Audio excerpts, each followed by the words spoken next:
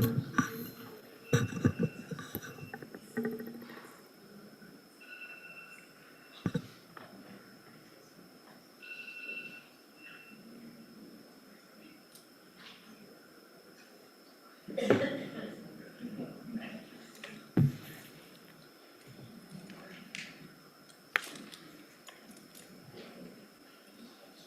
remember going. That's good.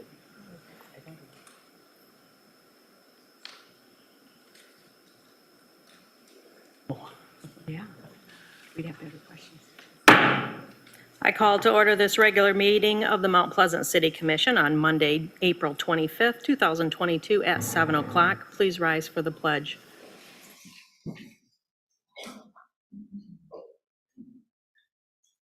Allegiance to the flag of the United States of America and to the republic for which it stands, one nation, under God, indivisible, with liberty and justice for all.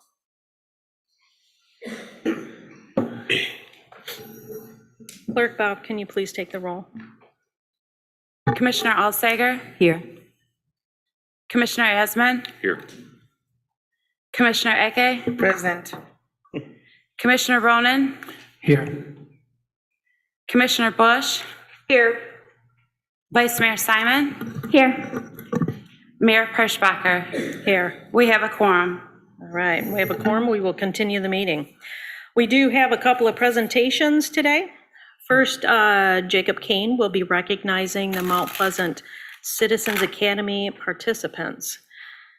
I'm going to give you a floor, but first I'm going to read something. All right, so I was handed this letter.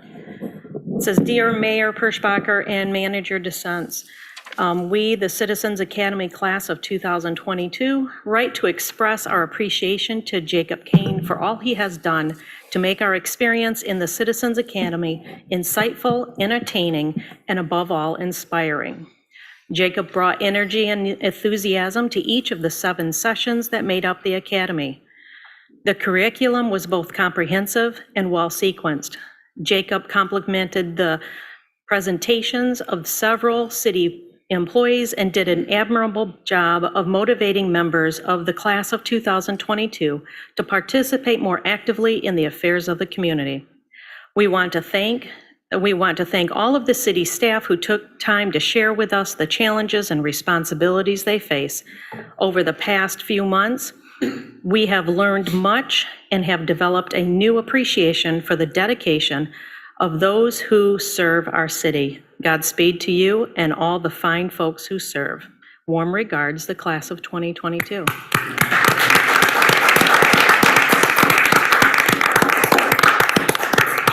Thank you, Mayor Perschbacher and members of the commission. It's hard to top that. It just goes to show if you give people free food, they'll say nice things about you. So we did just complete our Citizens Academy last Tuesday, April 19th. It was a long road to getting to tonight for some of these folks who joined us for our 2022 Citizens Academy that was cut short due to the pandemic. And they stuck with us through 2 rescheduling attempts. And we're joined with several folks, new folks, for this sort of hybrid 2022 class. And so it was really fun. Every class is great that we've ever had. This group, I really just appreciate that they stuck with us, and we had a lot of fun. So we wanted to take a chance to recognize everyone. Before we do that, just a plug for next year's Citizens Academy, scheduled to begin in February 2023. If you're interested in participating, you can contact the planning department, and we'll put you on the notification list for next year. So with that, we'll begin recognizing the participants. So first we've got Daria Blond. Megan, you can come on up. Megan Crane. Charles Crespi, Dan Dahman, or either one. And if you could stay up front, we're going to grab a photo. Hannah Demarath, Teresa DeRoche, Melissa Hovey, Elizabeth Husbands, Ann Krasaniak, Chi Liao, Dan Marvin, Katie Mora, Kelly Nicholas, Bob Peters, Kristen Peters, Alexander Radai, and Jordan Rios. Wow. Thank you all very much for participating in our program.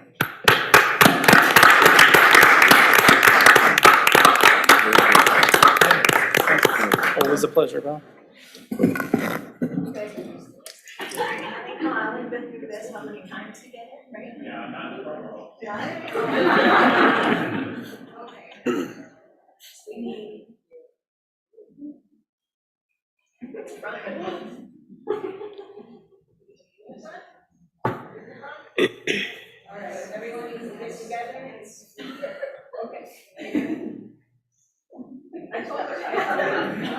Nice try, guys. Nice try. Okay, everyone, we gotta squeeze in a little more. This is the last time I'm gonna come. Yes.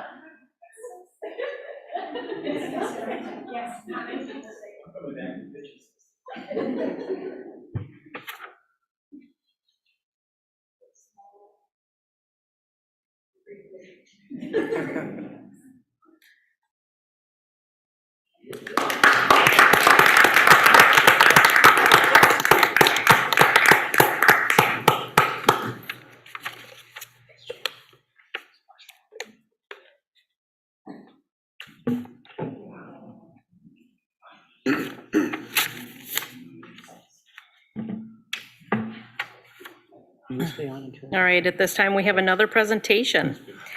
Doug Bush is from the Gratiot Isabella Regional Education Service District and wishes to discuss the career and technical education millage. Mr. Bush. Good evening. Thank you for allowing us to address you tonight. I'm the Associate Superintendent for Career and Technical Education with the Gratiot Isabella Regional Education Service District.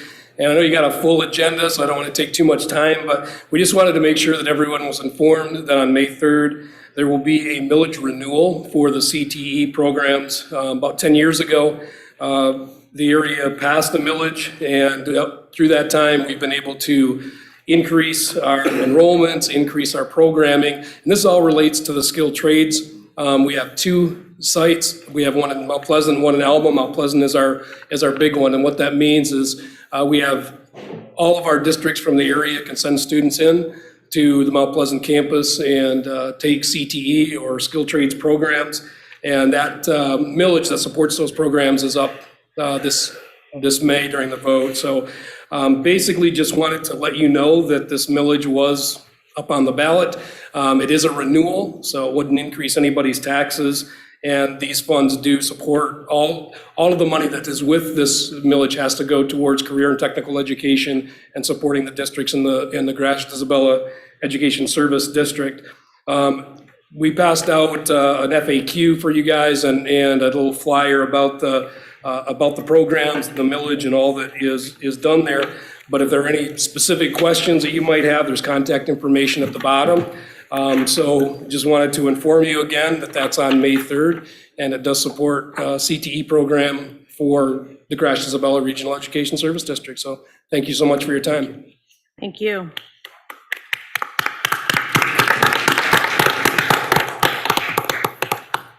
All right, Commission, I'm going to ask if there are any additions or deletions to the agenda at this time.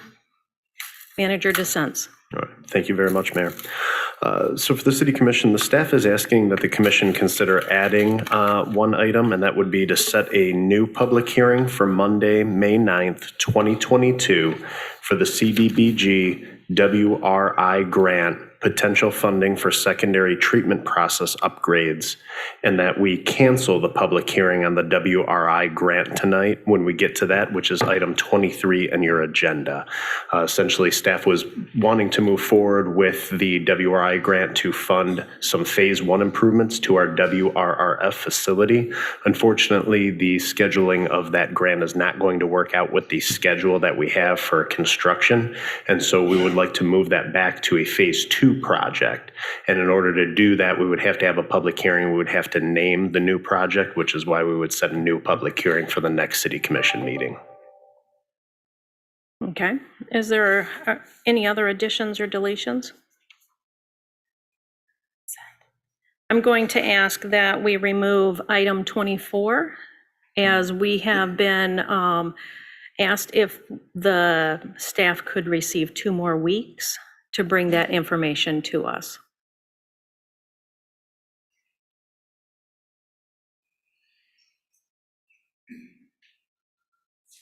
Are there any other additions or deletions? Do I have a motion to accept the agenda? So moved. Is there a second? I'll second. All right, all those in favor say yes. Yes. Yes. All those opposed, no. All right, the agenda is set. Okay, so at this time, we have our input from the public. So we will open the floor for public comment on agenda items. If you wish to make a comment, please step to the podium, state your name and address before you make your comment. If you're joining us by Zoom, please use the raised hand feature or *9 if you're joining by phone. Once you are recognized, you'll be moved so that you can be heard and make your comment. Again, please state your name and address before your comment. Do we have any emails at this time? There were 2 additional emails received, one in support of Broadway Central and one in support of opening up comment on the free market for marijuana licenses. Okay, thank you.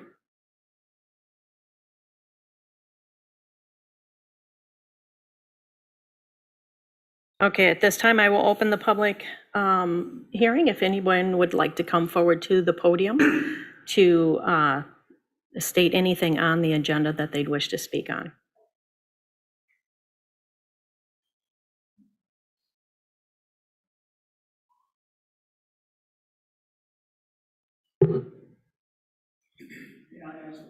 Yes. Are you going to be discussing Broadway Central tonight? No, we took that off the agenda because we were giving them, the staff, 2 more weeks, which they requested. Thank you.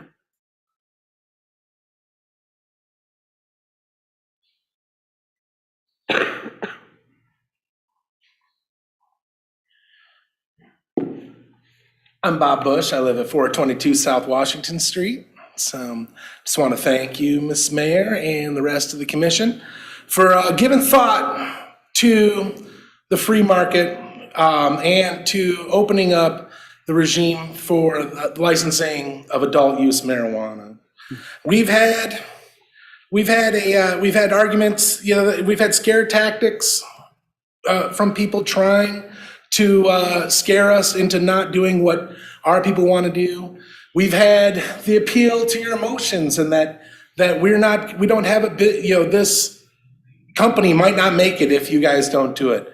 And I'll set all that to the side because I think it's time for the city of Mount Pleasant to be bold, to be leaders on this, to embrace what it is and to embrace, and it's just one piece of embracing this new world that we're in. It's not going to be just marijuana, that we're going to be the marijuana capital, but think about the things that we could be doing, like encouraging all the mid-tier markets and the businesses that are doing the testing for the marijuana, doing the manufacturing of different things. There's no reason, I'm a geographer, and obviously centrally located is the name of the game, and we could do that from right here in Mount Pleasant. So I'm asking you to be bold, to look into the future and to seize it and to make and help this town grow. I mean, you guys like money, don't you? For budget? So, that is the bottom line to this, is more money to our coffers. And it gets it off the agenda, right? We open it up, we say, let the market decide. Thank you very much. Thank you, Mr. Bush. Is there anyone else that would like to come forward to speak at this time? Is there anyone on Zoom? Yes, I'm going to bring in Caleb Carey. Okay.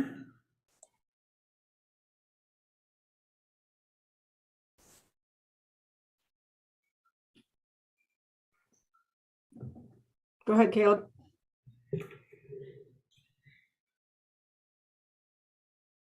You're on mute. Hello, We can hear my you. name is Caleb Carey. I live in 910 East Chippewa Street, Mount Pleasant, Michigan. I'm the owner of Consano, the local medical marijuana provisioning center. And I would like to speak on the marijuana ordinance item. I'm glad that's not too much of a response from another political group, which has reached out to the citizens of Mount Pleasant to reject the free market marijuana ordinance. The concern implied that more licenses is harmful for the safety of the children in the community. I have sent literature to the city commission citing federal studies that show teen marijuana use is down, especially in states where marijuana is legal. Safe and legal access to marijuana is what brings teen usage down. I believe if this group was honest, the reason they do not want an increase in the cap of licenses is so that two companies remain with a stranglehold on the adult use market in the city of Mount Pleasant. This issue is not so much a marijuana issue, but a fair business issue. For a medical license not to get a recreational license in their original operation is very rare. It is sad that a locally owned mom and pop shop that was an unlikely pioneer in industry does not get to participate. The medical industry is in decline. Some producers do not renew their medical license and focus solely on adult use.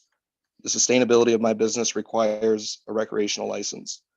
There are roughly 400 cardholders in Isabella County.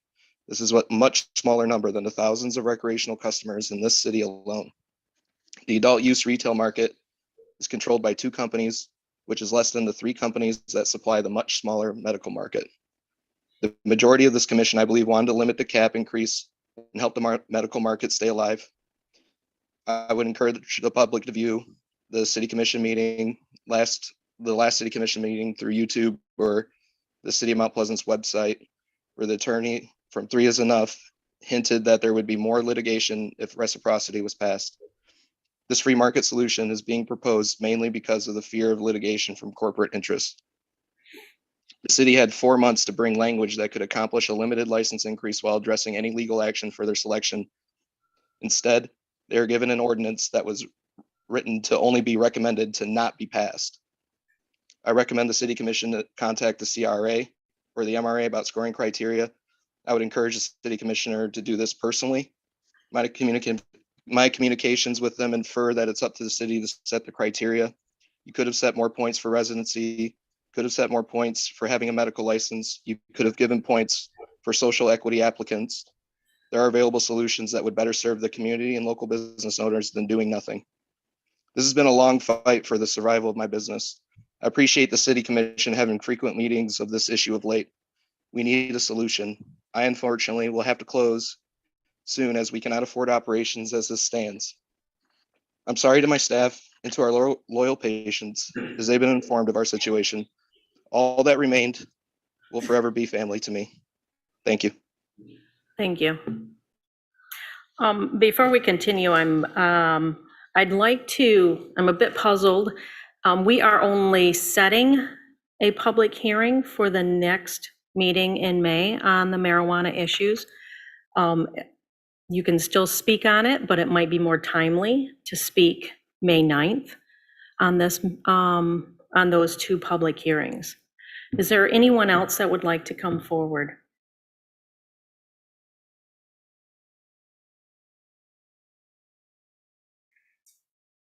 Send it on for the 20th. Anybody else on Zoom? No one else. Okay. Mayor Perschbacher? Yes. I believe in our agenda, it says that the item number 19, it's going to say May 23rd. If that's an error, I was going to speak on that. Which one Item number 19. No, it's May 9th. So. Right. Yeah. It's May 9th on 18 and on 19. Mm-hmm. Okay. All right. The zoning Or setting ordinance up. is May 23rd. Oh, okay. Yeah. Thank you. Okay. Yep. So May 9th is the public hearing on chapter 15 and on chapter 115 and 112. Okay. Does anyone else like to come forward to speak?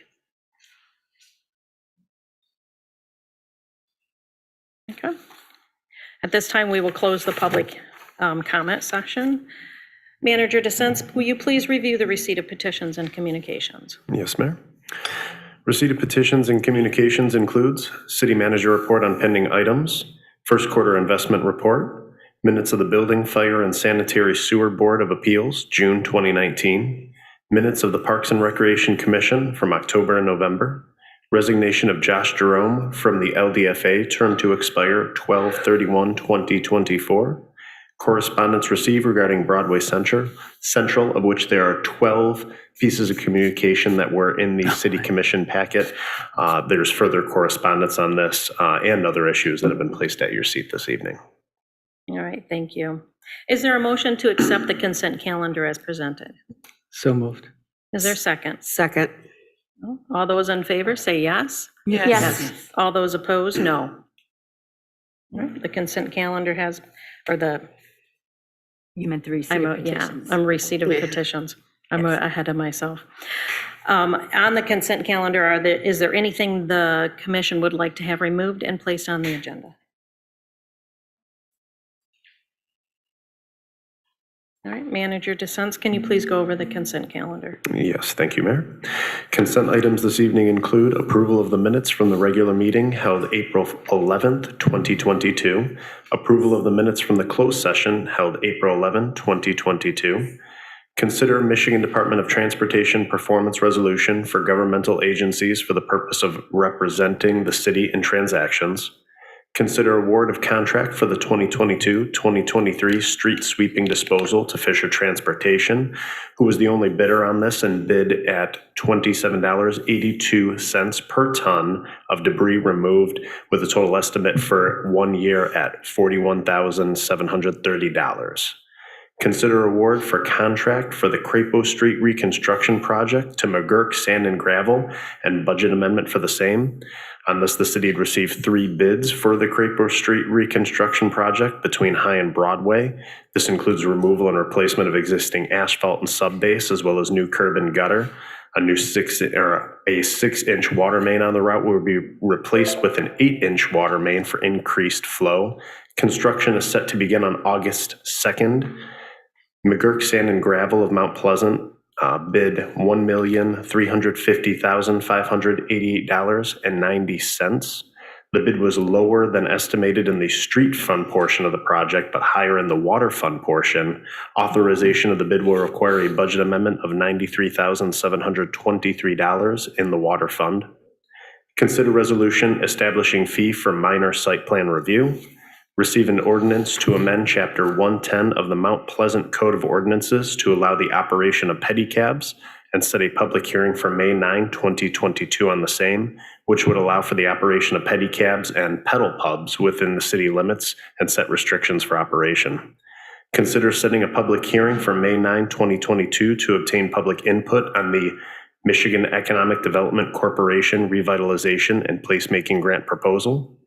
Receive an ordinance to amend Chapter 112 of the Mount Pleasant Code of Ordinances and set a public hearing for May 9, 2022 on the same. Receive an ordinance to amend Chapter 115 of the Mount Pleasant Code of Ordinances and set a public hearing for May 9, 2022 on the same. Both of those ordinances would remove the business license caps for marijuana businesses within the city. Receive an ordinance to amend Section 154.410.b.4 of the Mount Pleasant Code of Ordinances to reference numeric limits for adult use marijuana establishments and medical marijuana facilities and set a public hearing for May 23rd, 2022 on the same. So, business caps are located both in the police powers ordinance as well as the zoning ordinances as well. And so this would remove the caps within the zoning ordinance.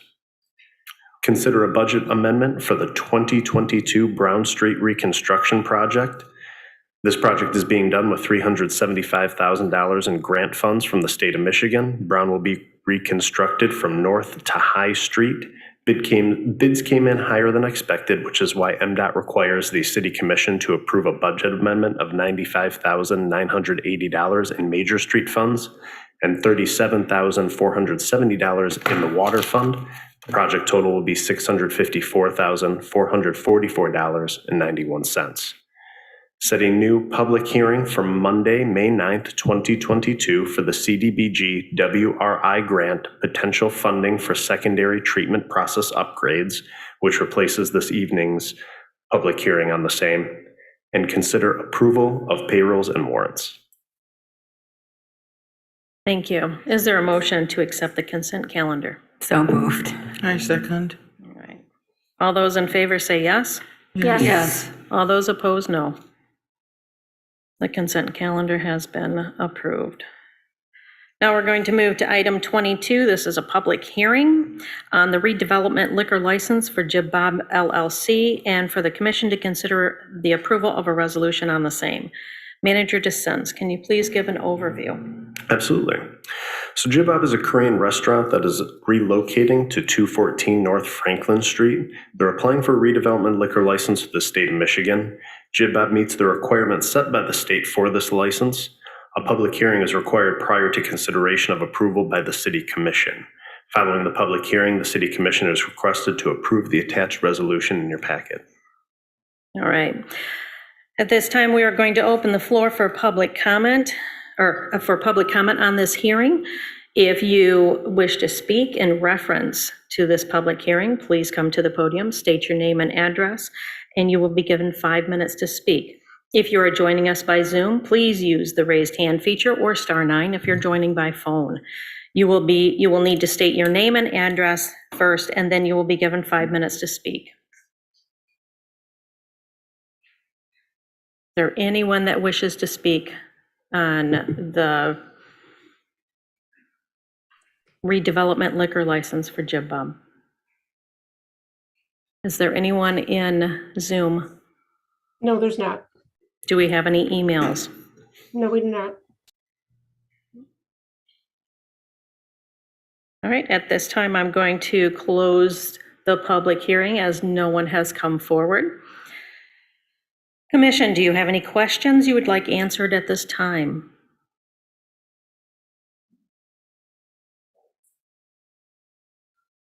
No questions to ask. If there's no more discussion, I'm going to ask if there is a motion to approve the resolution for the renovation liquor license for Jib Bob. So moved. Is there a second? Second. Oops, sorry. All right. All right, we have a motion and a second. We will go to a roll call vote. Commissioner Ronan? Yes. Commissioner Alsager? Yes. Commissioner Bush? Yes. Commissioner Eke? Yes. Commissioner Asman? Yes. Vice Mayor Simon? Yes. Mayor Perschbacher? Yes. Motion carries. All right. Our motion is carried and it has been approved. Now we're going to move on to announcements on city-related issues and new business. At this time, the commission and/or staff has a chance to announce something or request information on new business. Commissioner Alsager. I just want to compliment again Jacob Kane for the program for what I'm forgetting. The Citizens The Academy. Citizens Academy. The first word citizen wasn't coming out, and just hope that it continues into the future. It's a great program. I'd second that. Commissioner Bush. I think all commissioners have received some correspondence over the last few weeks for a few community members who are interested in Mount Pleasant considering an initiative known as No Mow May. And although I do not believe we are going to have time to institute or come to any agreement about whether or not this is something the city wants to promote for the month of May, I do want to bring it to community attention that holding off on spring lawn care, especially mowing and clearing out of leaves, is very beneficial to some of our pollinator insects and is actually shown to prove great results in terms of a healthy insect environment over the summer. I know that's not what some of us want to hear, but in the long run, in terms of protecting our pollinators, holding off on spring lawn care is crucial, and I expect to bring this up earlier in the year next year for potential review. Thank you. Does anybody else have anything they'd like to comment on or announce? All right, then at this time, we're going to open public comment on agenda and non-agenda items. Have we received any emails? Yes, 2 additional emails were received in support of Broadway Central.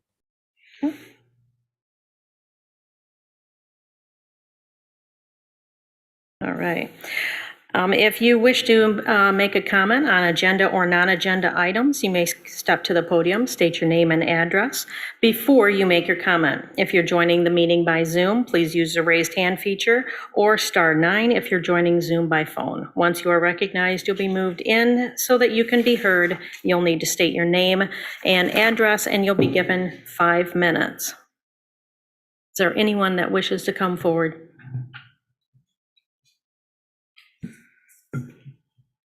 Is there anyone on Zoom? No raised hands. All right, so at this time, we're going to close the public comment. We do have a work session tonight, which will be a presentation and discussion of the capital improvement plan and a discussion of the housing study and what the next steps will be. At this time, we're going to take a 10-minute break and then come back to the work session at 7:40. You are welcome to stay and listen to the work session. This time we're at recess. Thank you.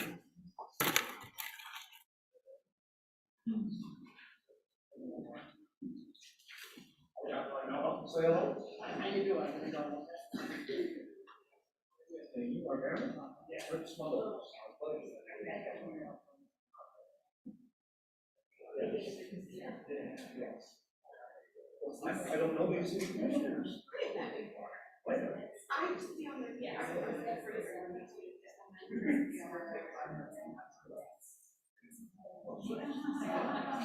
You look like you're 4 years old. You gotta be younger than that. Well, yeah. I got it. Oh, okay, I didn't know that. All right. Good to meet you.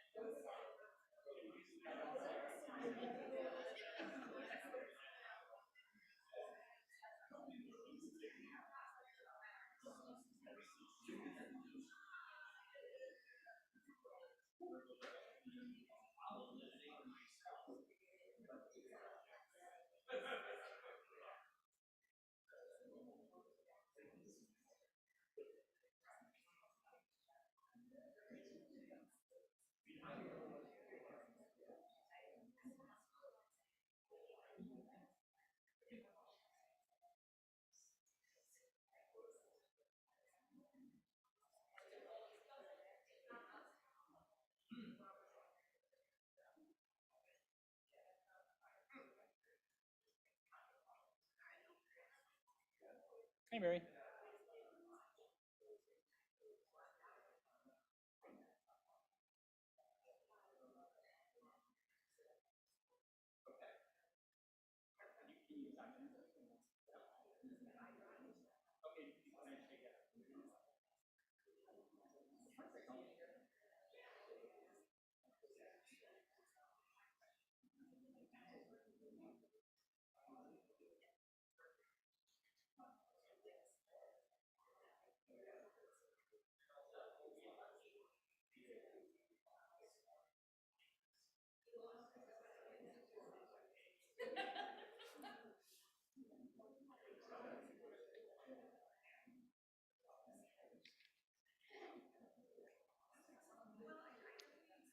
Bill, is it red? Yeah. Then.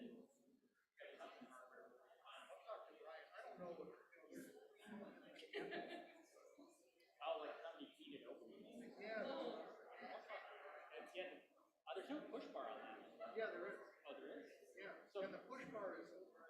So the push bar should be out. Yeah. If it's pushed in, then somebody's heated to stay open. So no, it's out, sprung out. Push bar is sprung out. Okay.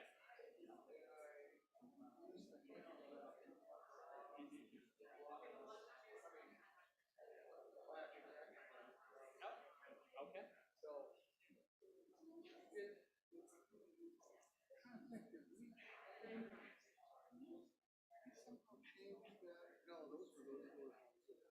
Yeah, nothing would have changed back there, don't worry. Yeah, okay, I'll touch it. All right.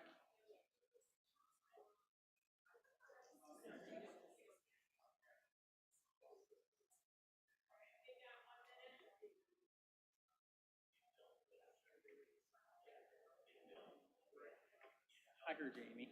That's right.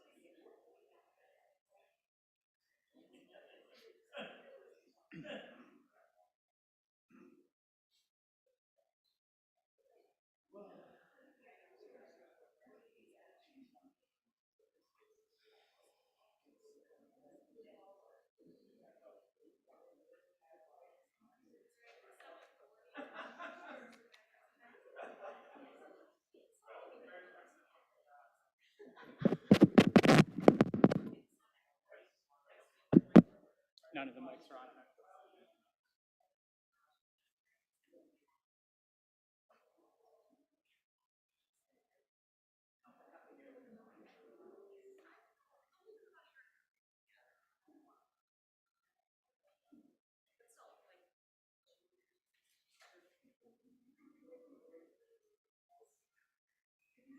Maybe it wasn't the main focus at that point either. Right, I think it was just, it was trying to pick up on the throwing Yeah. third mic. Yep. All right, I'm going to call the meeting to order. I know we have one commissioner wandering, but she'll be back. Tonight, we have a work session with a presentation from Chris on the capital improvement plan. All right. Tonight's presentation is on the 2023 through 2028 capital improvement plan. This is really a tool that lets the city maintain and improve our community's public infrastructure. The projects represent tangible improvements and changes that members of the community can see and touch, and they have a direct impact on the community. The plan is a culmination of various input from stakeholders and allows us to analyze what's possible and then prioritize our expenditures to best meet the needs of the community. Tonight, we're going to focus mostly on 2023 projects. We've actually started the process of our 2023 operating budget, so it's really important that you guys take the time to understand 2023, and the sooner the better. Let us know if there's something we need to change, something we need to add, something we need to modify. We'd appreciate knowing that as soon as possible. We're also going to look at some of the projects that are in the out year of the plan, but we're not going to really go into detail on those projects. So what gets included in our plan? Municipalities get to decide for themselves really what ends up being in their capital improvement plan.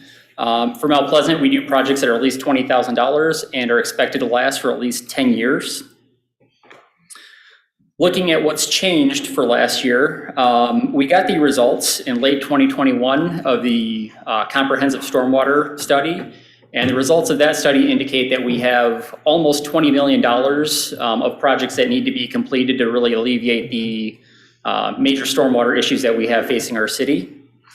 You may recall that the city received around $2.5 million, actually a little over $2.5 million from the ARPA Act that was passed in 2020 and 2021.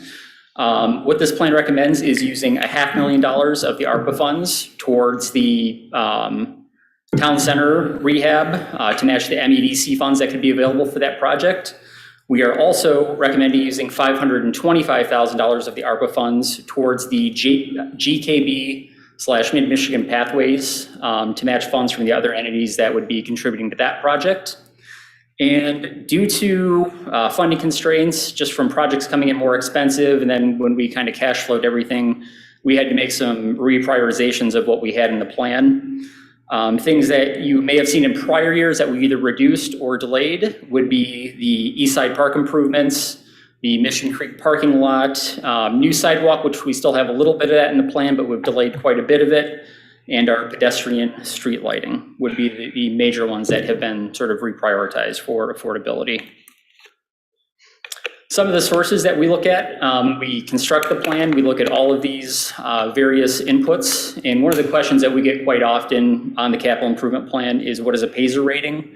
It's a 1 to 10 rating, with 10 being the best that we can use to assess the condition of paved surfaces. For the purposes of this plan, that is parking lots, roads, and sidewalks. Looking at the cash flow pages, this is a good place to go if you want to sort of see what's in the plan, sort of on a one-page, big picture view of what's going on.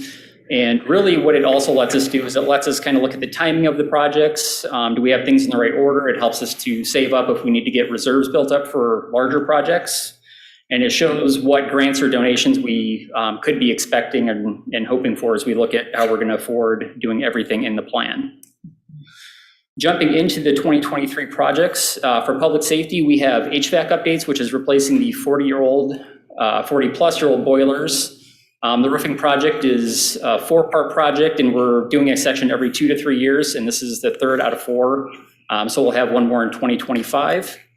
The retaining wall, which is right out here on Broadway, we've actually had an engineering study last fall. We've had constant repaints, issues with the wall, et cetera, and we've noticed the sidewalk is actually starting to heave and buckle in front of City Hall. And what the engineering study showed was that retaining wall is actually moving a little bit. And so what this does, this is actually a two-phase project. This would address the first portion of it, and it would replace the sidewalk that's out in front of City Hall that's started to, kind of have one of these whoop-de-woos in it. For downtown, basically, we are looking at doing our $30,000 a year that we do every year. This is for bike racks, trash cans, trees, fencing around parking lots. We're also looking at reconstructing Town Center in 2023, also known as Parking Lot 3. This project would eliminate most of the parking in the parking lot, replacing it with green space that has more of a like a community space for different events, programs, whatever else in the downtown area. The project is anticipated. We've built it around the assumption of receiving a $1 million MEDC grant with another $500,000 in ARPA funding. And if we're unsuccessful with our grant application, we'll have to evaluate what our options are for that parking lot because it's in bad enough condition. We're going to have to do something with it over the next 2 to 3 years. For our 2023 economic development, we're looking at the redesign of Mission, and this is basically for our traffic and pedestrian safety with construction anticipated to take place in 2024 and 2025. For parks, 2023, we have $50,000 for this is actually designing the replacement for the Mill Pond Dam. Our Mid-Michigan GKB pathway, we talked a little bit about that already. That's in partnership with Union Township and possibly the tribe. And that gets our trail system connected up to Mission Creek Park, and then it also gets us connected to the Mid-Michigan pathway up to the north. For our parking lots, roads, and trails, this is the pedestrian bridge that crosses High Street. We do periodic bridge inspections, and our last 2 inspections have basically flagged conditions on the bridge that we need to address in the next couple of years. And our Parks Director, Phil, I'm probably not going to do justice to all the hoops he jumped through and contractors he talked to. But long story short, it's actually more cost effective to replace the bridge at this point. And what's causing the corrosion is salt spray off of M20 during the winter. So we'd have to look at ways, what can we do to keep the salt off the substructure after it's replaced, et cetera. Looking at our DPW projects, we have new sidewalk on Birch from Bradley to Adams. The replacement sidewalk is just our normal sidewalk inventory. We know some sections need replaced, and that also leaves some money aside for when residents or business owners contact us for heaved or broken sidewalk. That leaves some funds in place for us to go and address those issues. Our storm sewer extension project is extending our existing storm sewers in front of more houses. Right now we have homes in the city that don't really have a good place for their sump pump drainage to go. They have it going in a backyard, a side yard, sometimes to the street. That's not ideal come wintertime when we have, basically ice rinks in various places. Or residents will sometimes illegally connect to our sanitary system, which is not only bad for our plant during a flooding event, but that ends up being bad for the homeowner because their sump pump has nowhere to pump the water, so they end up with a flooding event at their house. Our storm sewer improvement, that is upsizing the storm sewer under Pickard, which MDOT is redoing Pickard Street next year east of Mission Street, and so that would upsize that drain while the road is all torn up. For the airport next year, we're looking at doing the design of the taxiway rehab. And just as a reminder that this project is 95% funded by federal grants and state grants. The city has a 5% matching share. For local streets, we are looking at reconstructing Palmer from Maine to University and Gaylord from Washington to University. We also have thin overlays on Greenfield, Lindale, Mackenzie, Michigan, Oak, and Smalley. For major streets, we have thin overlays on Bellows, Maine, Preston, Washington, and Watson. At the Water Resource Recovery Facility, we're currently undertaking major plant renovations, which include a bond issue. The timing of construction and bonding means that we know most of the identified plant improvements. We're hoping to be able to start on everything in 2022, but that's going to be a multi-year project. What's displayed before you doesn't include any of that. This is other improvements that fall outside of the scope of what we're going to bond for. And looking at what we've actually got a lot of projects going in our water plant. Most of these are basically just in the cycle of replacing what we have, taking care of what we have. It's not really a lot of new projects. I'm not sure if there's any new projects for 2023, but they are doing quite a bit of good work out there.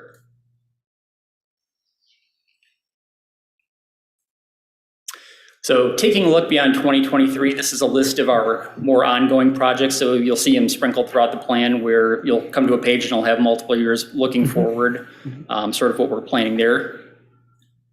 Here's a look at our projects beyond 2023 that are more of one-time in nature.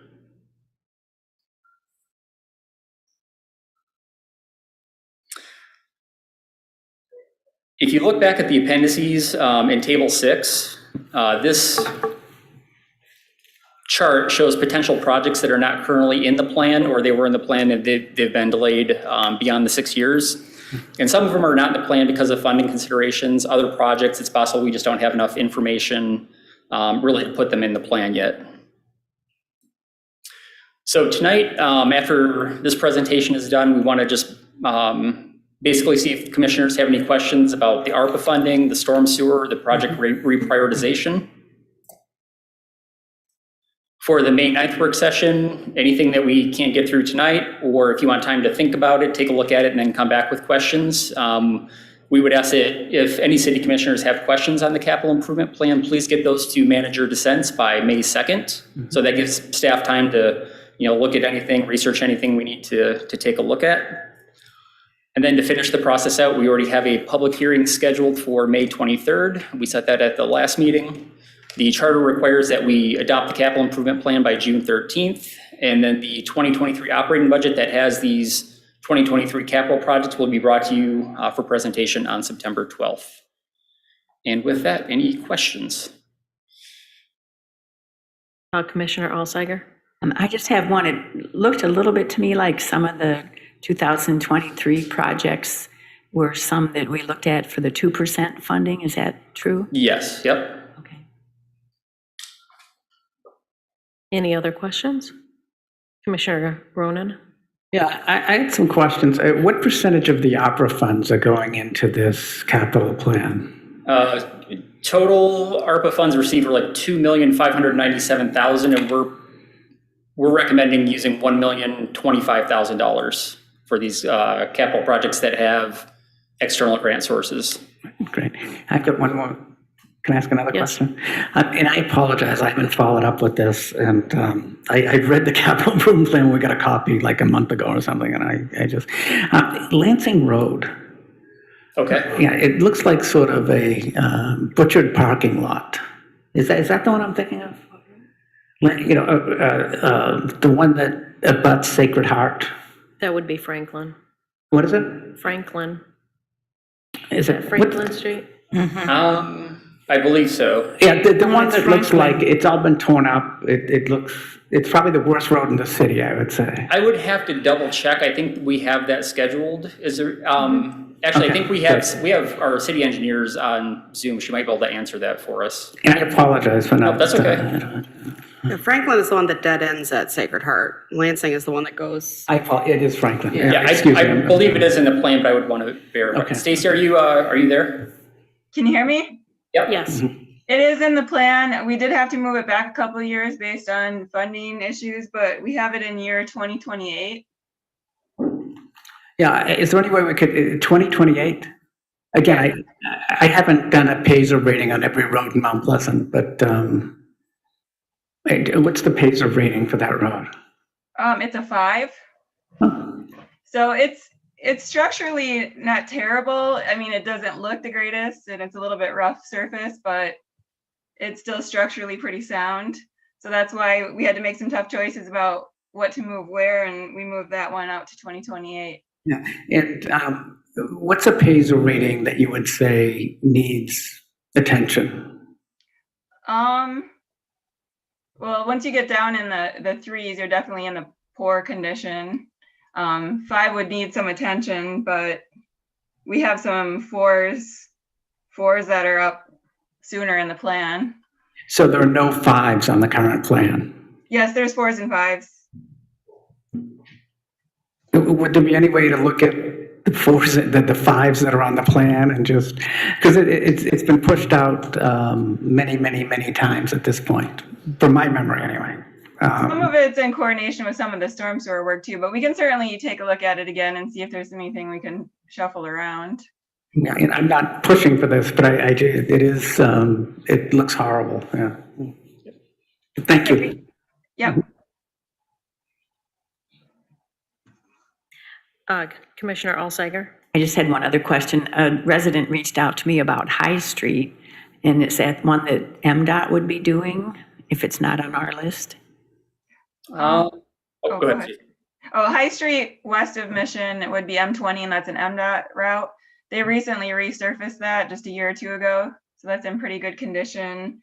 We don't have High Street east of Mission on our plan right now. Which section in particular were they concerned about? I think it was west. Oh, really? Yeah, that was just resurfaced, but yeah, if you want to send us more information, we can certainly take a look at that. Okay, thank you. Yep. Commissioner Ake?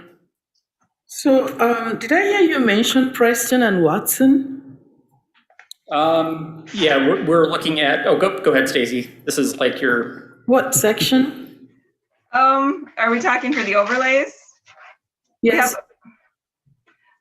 We are doing Preston east of Mission. I'll have to look at the year. I believe it's 26. We did push back Preston west of Mission. We're going to push that back a few years out of this plan range.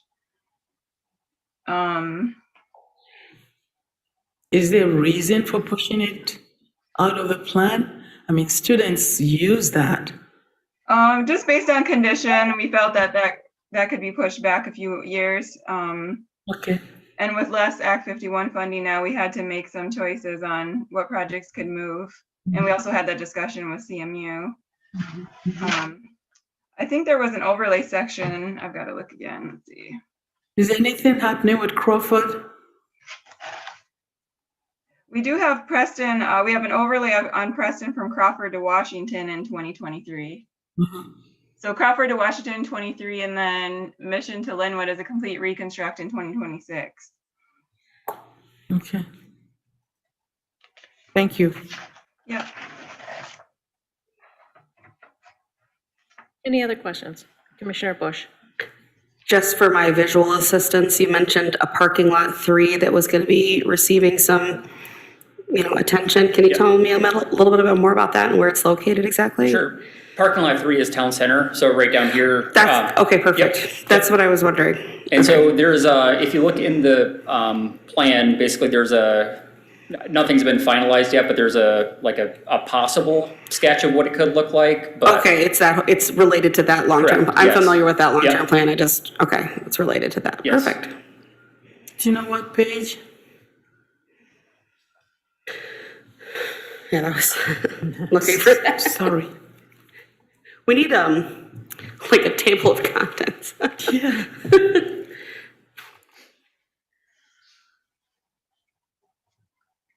Parking lots are on page 33, I believe. Okay, thank you. Because I'm scrolling. Oh, no, Oh, the placemaking is on 36.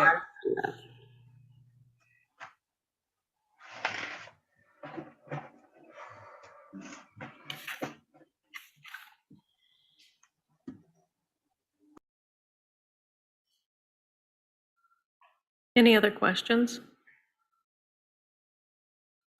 Were you able to find that section? 37 is the picture, Okay, that's what I need, actually. page 37. Okay. I think not of our packet though, not of our, Is it different in the, yeah. okay. Yeah, Acrobat does it differently. Okay, so I see it. All right, any other questions? Commissioner Ronan? Yeah, I don't have a question. I just wanted to say thank you. I mean, every year, this is so nicely done and so nicely presented. It really shows a tremendous depth of understanding of the city and what needs to be done. And Yep. very good. Thank you. I agree with Ditto. that. Thank you. Thank you. Good job. Manager DeSenza. Thank you, Mayor. Is this on? Mine's not on. Do you have controls there? Or?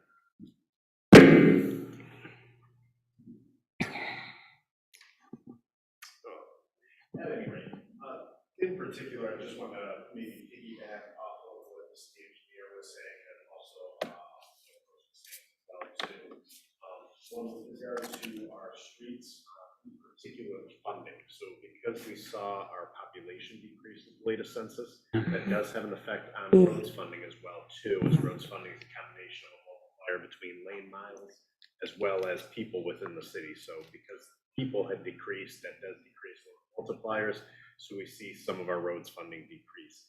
At the same time here too, as we reconstruct roads, we have hundreds of thousands of dollars going into storm sewer upgrades on those roads as well too, because we have to deal with the stormwater runoff. So one thing we could consider as a commission, and this could be part of a future meeting for future consideration, is if we want to do something different with storm sewer. With this capital improvement, I am recommending that we take the $500,000 from the debt that services this building and put that towards storm sewer.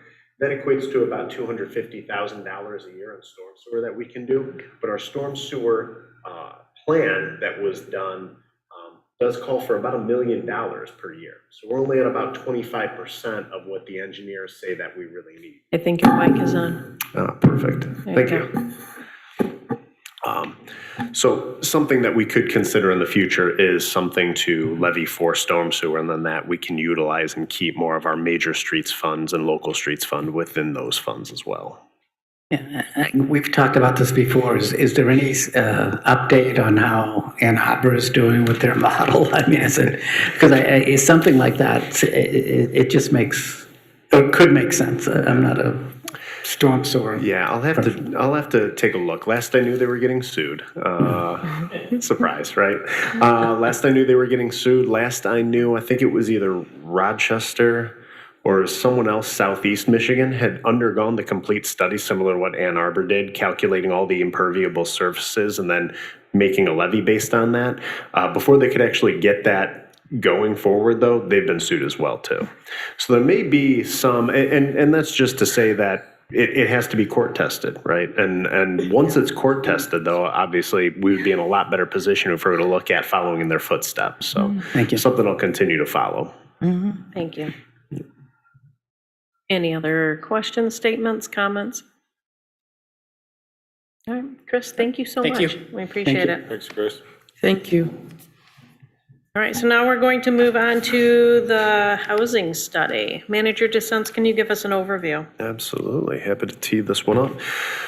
So city staff, including our Assistant Director of Public Services, Jacob Kane, as well as Director of Public Services, Bill Merdeza, are here. We want to talk about housing this evening. So in your City Commission packet, I think there's about half a dozen different attachments, which include reports from city staff, studies that have been done over the past handful of years here.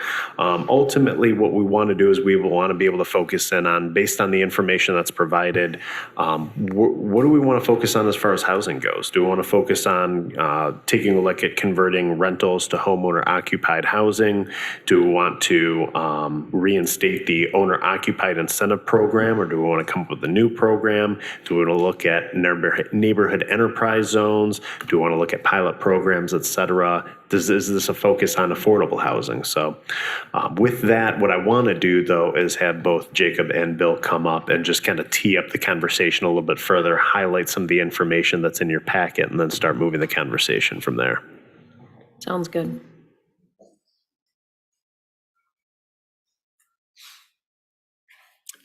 Good evening, Commissioners. In reviewing the information on housing that was in your packet, we started from a couple of different places. One is the Commission's interest in looking at conversion of the potential conversion of rental units to owner-occupied units as one opportunity. And you're probably aware that in the past, we have had programs that try to address that issue. And we've had some success. I would say that I wouldn't call it a resounding success for a number of reasons. And I think one is it needs to be relevant. So, that we have really, in my mind, two housing-related questions for you tonight. One is the importance that the commission places on the incenting, if you will, or looking at some way of having more interest in owner-occupied homes as a conversion from perhaps rentals. And I know that we've had some robust conversations around the percentage of rental units that we have in town compared with the percentage or the number of owner-occupied units. So that's certainly something that we have considered, and I believe that Jacob and his housing study, along with the work that he did with CMU and the CMU graduate students, tried to get at the issue around that conversion. What makes sense, where are we now, et cetera. And I think Jacob can talk more about that. The other track that we've talked about, and I have a bit of I don't know if it's a passion, but certainly a focus in that, is what the interest is on the part of the commission to address affordable housing in the community. So whether you call it workforce housing, whether you call it affordable housing, there is a segment of the population in town that has a need for that type of housing. And also, there have been a number of studies that have been done both by or for the city, as well as some of our private developers that have looked at various projects that support the need or the demand or the market, if you will, for affordable housing in town. So really, there's, on that tract, the affordable housing tract, there's really two questions. One is affordable housing, and I'll just call it affordable housing, as I said, it goes under many names, but is affordable housing an area of interest that the commission would like to explore further in terms of addressing that particular market? And if that is the case, obviously we could get some additional information or bring some additional resources in for that particular market. But if that's the case, then we'll have to have some discussions about how do we get to that. And I think in your information here, we gave you some information on pilots, et cetera. And I only bring that up because we have frequently received inquiries from development companies that specialize in that form of housing. And there is a very competitive process to get funding to allow that type of housing to occur. I'm not the expert in that, and I would certainly encourage us to bring in one or more of those folks that specialize in that particular housing type to explain further what that process is. But primarily, we're talking about MSHDA funding, the Michigan State Housing Authority, Housing Development Authority, and the assistance that they bring to private developers for projects of that nature. So if the affordable housing market is something that you feel needs to be addressed in the community, then really that goes hand in hand with the discussion about payment in lieu of taxes as a tool.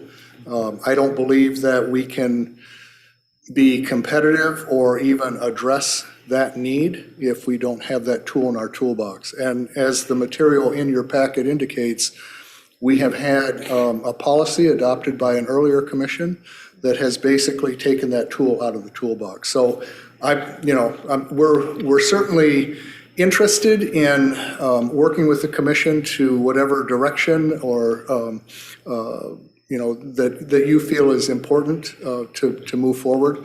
And I would say that the two items that we can talk further about is, one, the conversion, if you will, of some of the rental units that we have in town or rental housing to more of a homeowner occupied status. And then the second would be the question as to affordable housing versus not addressing that need. And I would just argue or suggest that having a discussion around affordable housing really, as I said earlier, goes hand in hand with the discussion about the tools necessary to bring that forward. You know, I mean, we all have our hot buttons and the things that we feel strongly about, but it's really, from our understanding in that particular market, it really is a non-starter. If we take some of the tools out of the toolbox and then expect to have that particular housing type be a viable alternative for us to consider. So that's kind of the opening remarks, if you will. And I'm going to look at Jacob to see if you have anything further in terms of, you know, anything else that's come up. So we'll just go from there, I guess. Okay, thank you. Yeah, Commissioner Ronan. Yeah, the term affordable housing is an interesting one, but I'm not against pilots or things like that. But the data that I see suggests that, and I guess there's arguments about this, but Isabella County is probably the second poorest county in the state. Now, we can argue about that, or depending upon which poverty level marker you want to use, but I mean, I think that's generally a fair statement. Lake County has more poverty, I think. Is that about right? I would say Lake County probably has us beat. Has us beat, right? They're doing better than we are on that low scale. But so when I think about what can be done to help increase affluence, I think it's home ownership for me. So I mean, that's why I push this so much, and I hate to, but when I own a home, I don't have to worry about rent going up.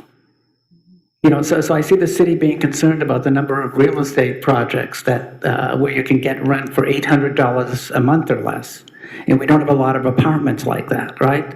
But the truth is, you get a loan for $100,000, 5% interest, it's less than that a month to pay for that home. And you have control over the increase or decrease in the cost. So, and if you look at a lot of the research nationwide, home ownership tends to be associated with affluence. That there's equity that's built and it helps people rise up out of where they're at. So I get both sides, but for me, and nobody's going to be surprised by this, but I'm interested in home ownership.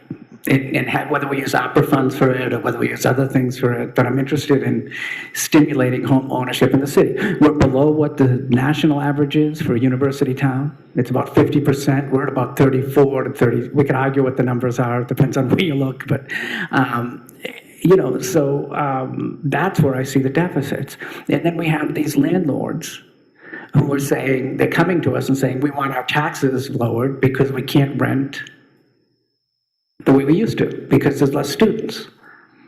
You know, you talk to them, and at least in the report, it said, and I'm sorry I'm taking so long, but you talk to them, and in the report, it said they're saying, well, it's because CMU requires students to live on campus, because CMU doesn't. That's not going to change, right? Look, if you look at the 5-year data, we're not getting more students. You know, if you, I strongly argue against CMU not requiring students to live on campus for the first 2 years, because there's tons of research suggesting that if students live on campus, they do. So, I mean, everybody wants to point towards, especially in this report, everybody wants to point towards, it's the city who has the city is bad, right? Okay, the city's bad. The commission's bad, okay, the commission's bad.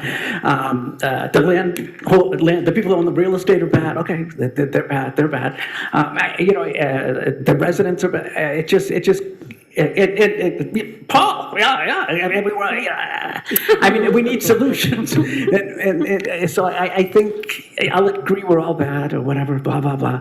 But, you know, blaming people, it doesn't get us anywhere, right? So I'm going to be quiet for a minute, but my problem is I just have ignorance about how to do that. Well, let me, and I'm not disagreeing that there is a need to assist with home ownership.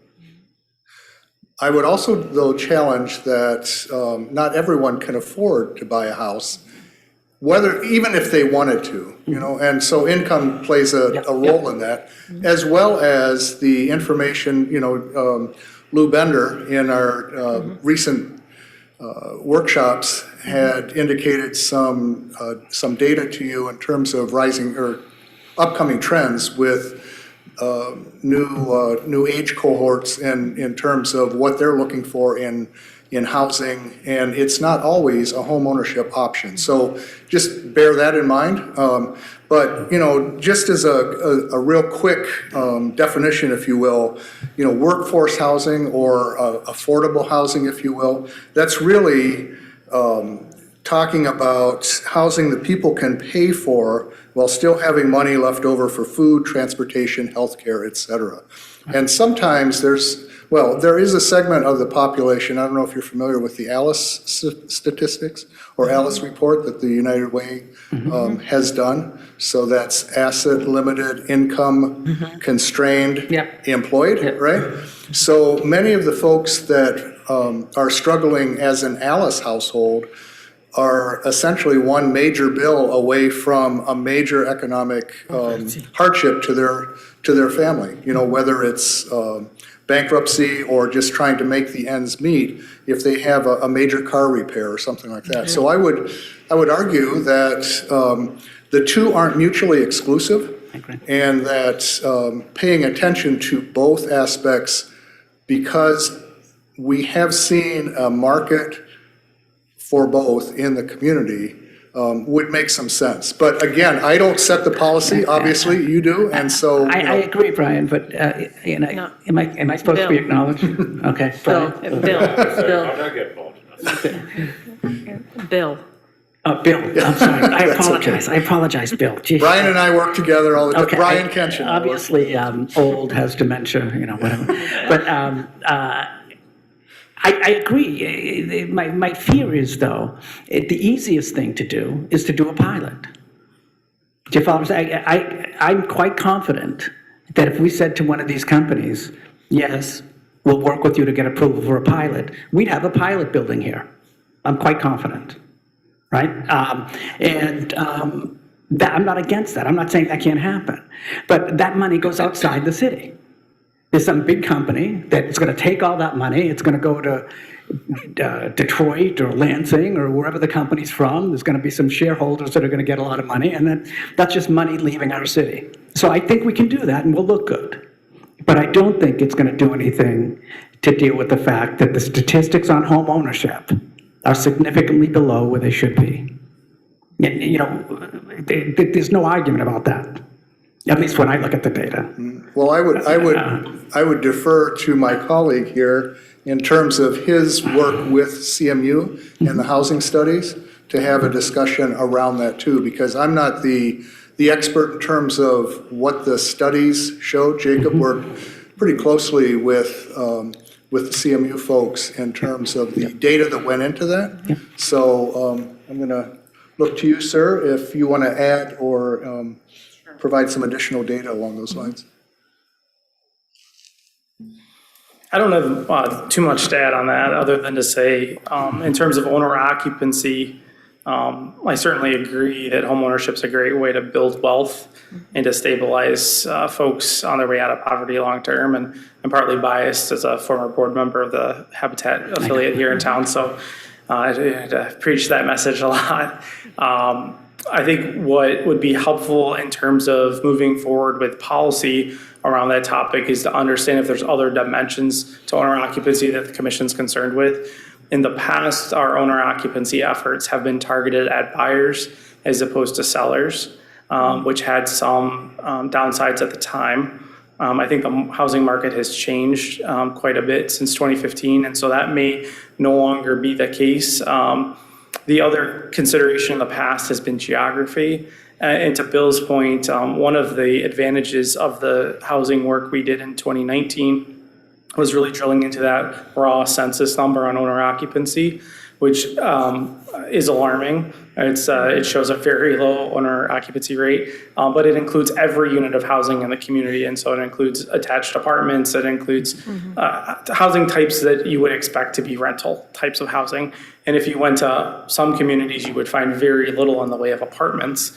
And largely detached housing supplies. And so we were able to contextualize that, though, based on geography, on neighborhoods, to get a better sense of where there's higher and lower levels of owner occupancy. And so there is a geographic component to that, but that depends on if that's the goal. In the past, the policy goal was about sort of balancing neighborhoods and kind of dealing with some of the detrimental effects from neighborhood perspective of having a large number of rental homes concentrated together.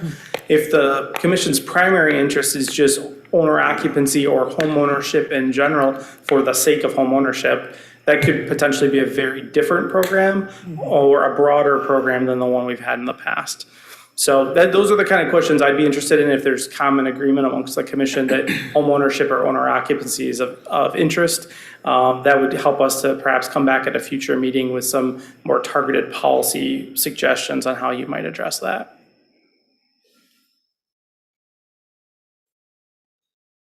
I apologize for calling you by the wrong name. I'm Jacob. Maybe we should wear name tags. So talk to me about NES. So neighborhood enterprise zones are one of those state tax tools in our toolbox. And I guess the good and bad thing about the neighborhood enterprise zones is that they have multiple different applications, and many of those applications seemingly don't have anything to do with one another. So I can only imagine what the passage of that legislation must have been like to get enough votes on board to pass it. There were clearly different groups lobbying to get different things included in that legislation. One of the ways you can use that tool is by creating you create zones. You can create a single building zone in certain cases, or you can create a neighborhood zone. And when you do a neighborhood zone, you're basically identifying if there's particular requirements under the law in terms of platted lots and the number of lots you include in that zone. But you can create essentially a tax incentive for buyers who want to buy and rehab a property and be an owner occupant. And so that would be a tool that the city could implement. It does, as I said, there's a geographic component to that. So you cannot, there's a maximum number of parcels within your community you can put into NEZs. So we can't just create an NEZ across the whole city. But we could look at if there are geographic components to that the commission wanted to consider. It seems like that program is largely used in one of two ways, either mixed use type projects like Broadway Lofts, where you have a commercial and a residential component in a traditional downtown, or in a situation like the city of Detroit where you have widespread abandonment of homes. And so NEZs are created as a tool to get homeowners to buy those homes and rehab them, where there's great rehab expense.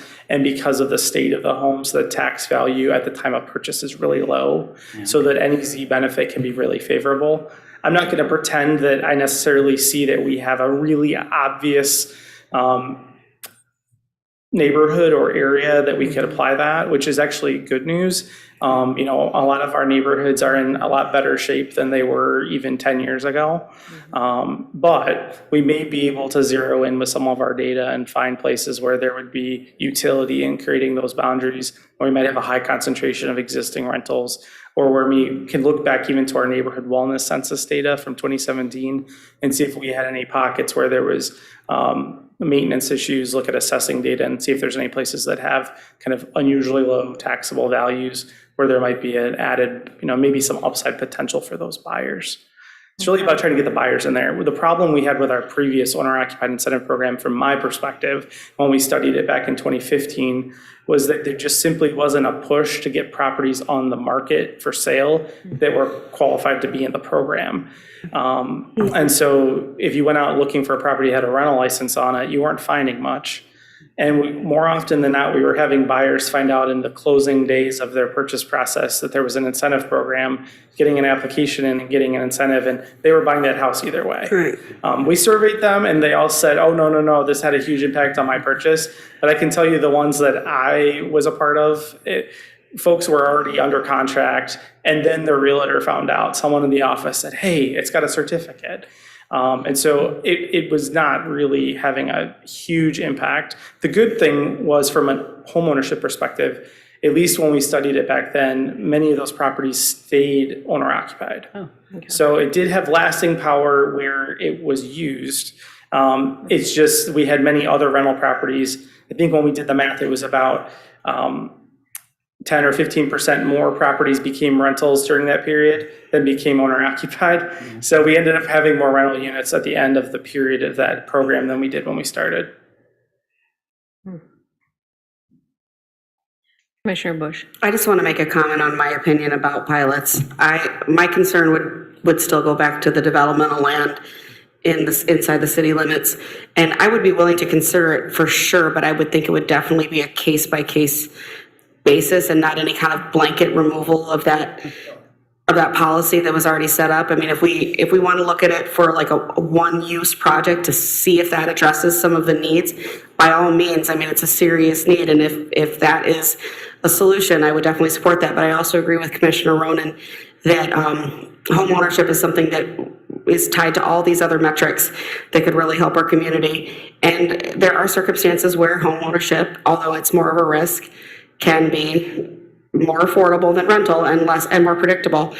So that being said, I'd be interested in knowing what kind of solutions you would have to kind of do an incentive program again in terms of how to get those properties on the market. I've heard of communities that may not do a traditional, the NES as you're describing it, but more based on geographical features, but maybe based on a population of potential home buyers. For example, something along the lines of, for essential workers, we need teachers, we need hospital employees, we need, all sorts of different populations that would want to come to our community and be needed in our community. And maybe we could offer some sort of incentive program for specific needed careers.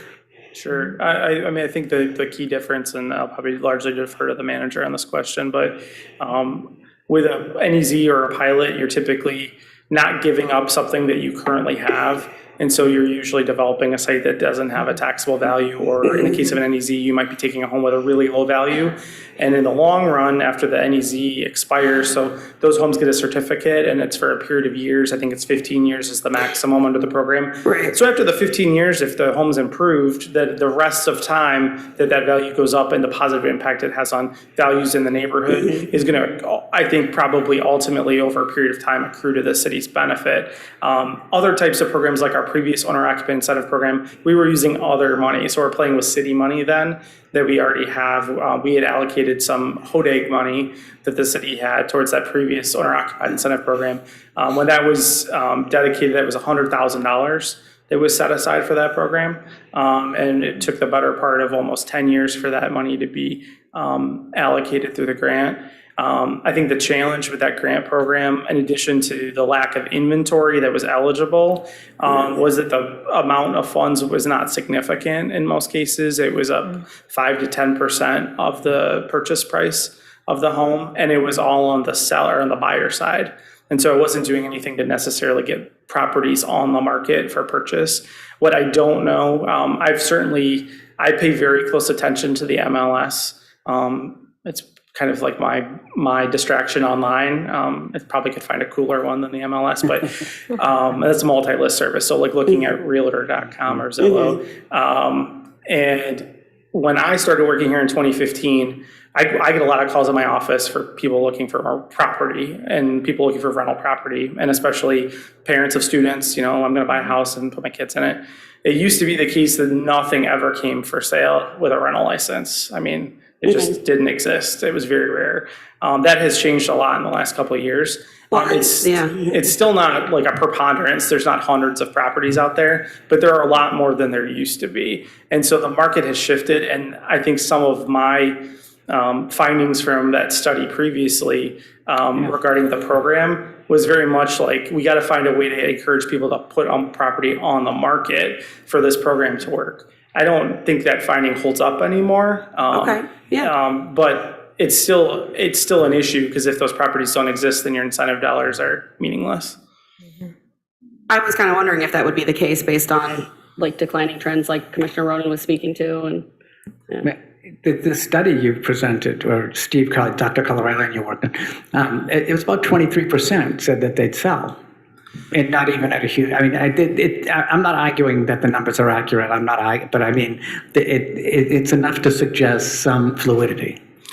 Yeah, I think the challenge, and again, it just depends on what type of property you're looking at, because obviously we have a tremendous number of single-family rental properties in the city, and then we've got a handful, smaller percentage that are rooming, the higher occupancy rentals or an RSO, and so those properties tend to command a higher price because they are income based on the price, so they're bringing in the rent dollar. That has seemed to drop a bit, but it's just been my observation, by and large, those properties that have come up on the market still seem like they're valued higher than they would otherwise be if they didn't have a rental license like that. If they were a single family rental or owner occupied, just based on condition, location, they're a little bit priced higher than average. So a program could help make up the gap to say, if you're a buyer, we understand that this house is going to have an inflated value potentially because of its license characteristic. And so the city's going to help to fill that gap. It could be on the seller end to say, if you will put your house on the market, or you will relinquish your rental license before sale, so that it can't be sold to be a rental, we buy that license from somebody. But I do think that we probably would need more money than we did before for a seller side incentive. And obviously the downside is that, you're putting, it's just some folks might feel weird about who you're putting the money in, whose pocket you're putting money in. Putting money in the buyer's pocket tends to feel better to everyone, because it's the buyer and that's who you're trying to help. But ultimately, the sellers should benefit from this program too. Mm-hmm. Commissioner Bush. I know this is a potentially risky subject to bring up, but have there been any examples of cities acting as fiduciary or acting as some sort of bank, like doing something like Habitat for Humanity does? I mean, I know there's a lot of risk, but I just want to know if there's been any, like what Habitat Humanity type program. I can't think of anything off the top of my head that wouldn't involve like a state loan program. I mean, there's counties that have land banks. And so unfortunately, Isabella County is not one of those counties. A land bank can be an effective tool to move properties kind of according to public policy goals, whether it's just to get them rehabbed or to get them shifted into owner occupancy. And so like the Kent County Land Bank and the Kent County Habitat for Humanity work in tandem, moving properties off of their delinquent tax roll or out of foreclosure into homeowners' hands. And they do rehabs. I think the Lansing, Ingham County has a land bank as well that does similar work. My understanding is there's been past requests at Isabella County for that to be considered, and there hasn't been interest. But that's one tool that exists. And of course, Habitat as a partner exists, and encouraging them to do work. And the city of Mount Pleasant has in the past worked with the Habitat affiliate to help facilitate construction.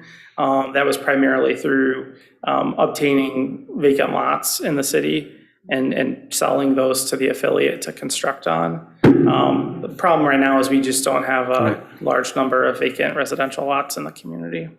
Yeah, and I guess I was going to say too, that with land banks, typically the land bank is used where you have tracts of vacant land or dilapidated properties that have a very low value. You're looking at acquiring those to develop, through the land bank authority, and then, resell those. So for better or for worse, in the city itself, I'm not sure that we have the threshold number that would make that worthwhile, but it doesn't mean that if there was an authority that we may not be able, that we might be able to take advantage of some of the the advantages that that has to offer. But, you know, we're not, for instance, forgive me, but we're not like a Flint or some of the other larger communities that have a lot of vacant, you know, dilapidated buildings that, or residences, et cetera, that would benefit from a land bank authority. So that was just It's a blessing and a curse. Yeah, exactly. Things might not always be great, but they're pretty good. And so. Yeah, it's kind of like the spec buildings. You know, you may have heard Jim McBride talk about the fact that we have a lot of interest or demand for industrial spec buildings. We don't have a lot of vacant industrial spec buildings, so it's a blessing and a curse. We don't have the inventory, which is good, but on the other hand, we don't have the inventory, which is bad because we don't have that to meet that demand, so. Can I ask one more question? Go for it. Or two?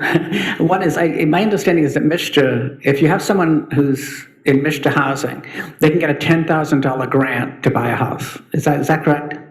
I'm not sure. I believe that's the case. So you get $10,000 to put towards, and, you know, there might be some way to work. The second thing is, I think I've talked to people, and I may have made this up, because as I get older, you know, whatever. But people who have used ARPA money or are considering to use ARPA money as a revolving fund so that people can use it to pay for down payments on homes, the people pay the money back, and it just becomes a revolving fund that have you heard of that at all, Aaron? I certainly have. Yeah, there's some communities that have revolving loan funds, correct? Yeah, I mean, so I know they're not great. I know there's not one, we're not going to, pilots are, from my point of view, pilots are easy, right? I mean, you contract with someone, you get the paperwork done, it's hard to get it to land, but, you know, you can get it done, right? Someone comes in, they build it, and you rent the damn license. You know, what we're talking about isn't. And I get that too. I get the fact that there's no, you can't go to a business and say, hey, do this for us, because it's just incredibly difficult. But I just wouldn't want to see us not do this and then just do pilots, because I don't think it helps our community long-term, that's all. Yeah, excuse me. I don't think we're asking you to choose one or the other, you know, as I mentioned, and I guess to Commissioner Bush's comment before about pilots, those can be written to make that in a way that makes sense for the community. And again, not having that tool in the toolbox just kind of takes us out of that whole game, whereas putting that back into the toolbox, even if it's on a limited basis or an experimental basis, lets us test the market, and it also allows you to set the parameters in conjunction with the developer in a way that makes sense for the community. I don't think any of us want to give up, you know, the potential tax money that goes along with the development and let the developer be the one that reaps everything and the community has no real benefit other than a housing development. I mean, there does need to be some give and take in that. And so that is a possibility. And on the idea of pilots, I'm not really asking, or I don't think we're asking, that the pilot be the first question that gets answered. In that realm, the first question is, are you interested from a policy standpoint in addressing affordable housing on that track? And I understand the home ownership is another track. On the affordable housing track, if that's something that is of interest to the commission and you feel that there's a need and a market out there that should be addressed for that segment of the population, that is their safe and secure housing in an affordable housing, you know, or workforce housing, or however you want to characterize that, then if the answer to that is yes, then we can start talking about what does it take for us to help to offer that to that segment of the population. If the answer is no, then we're done with that, and we move on to what is more important to you. So, Can I say? So, Commissioner Ake, and then we'll go to Commissioner Asman, and then Commissioner Ronan. Okay, this is really quite interesting. I do know that we do need affordable housing here, and you are correct that, you know, we've got to address the housing problem. whether it's affordable housing, because we've got a population that may not necessarily have the funds to, to purchase homes, or we want, to increase home ownership. I don't like the idea that, we are below 50% home ownership in the city. That's problematic. There are all sorts of ways, to hopefully address this. And one of the questions I have is, whether we have looked into the possibility of either federal or state grants that might provide us opportunity to even initiate something for an initiative, that will address housing problems, either under blight condition or some other condition. I do know that there are places in which the cities have come in and said to people who want to purchase homes or own the homes that they would consider a very low interest, low interest in terms of either mortgage or grants that they give them, to help them actually as seed money to consider purchasing homes. I used to live in Bloomington, Indiana, and one of the conditions for Bloomington, and I think, either Philadelphia has something like that too. It was, so where if you are going to occupy, say, for instance, a historical home, and you renovate it and clean it up and bring it up to standard, the city says to you, we've got this percent, you get a grant from us. It's about 1% or 0.50%, something like that. The condition is that you restore the building.